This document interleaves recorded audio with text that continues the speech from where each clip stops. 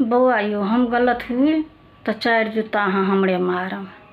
देखियो ई एक भोरे उठत, नित्यक्रियासँ निवृत्त हैत, चाय नाश्ता करत आ दलान पर एक मोटा किताब लऽ कऽ आबि जायत आ इहो बुझियौ जे पढ़ै छै से ने एना कऽ रखने अछि।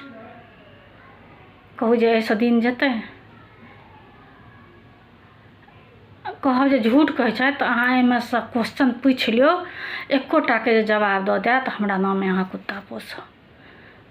ई अङ्गनामे किया नहि रहत आ किताब लऽ कऽ किया बैसत जे केओ एकरा कोनो काज नहि अढ़ा दे, कतहु जाय लए नहि कहि दे।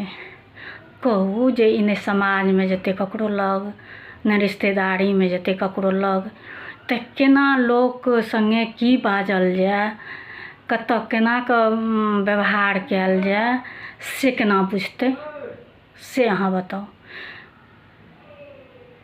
सबटा किताबे पढ़ने तऽ ज्ञान नहि होइ छै, सामाजिक ज्ञान तऽ समाजेमे हेतौ, रिश्तेदारीके ज्ञान तऽ रिश्तेदारिएमे हेतौ। ई सब कहिया सिखतै? बच्चा छै।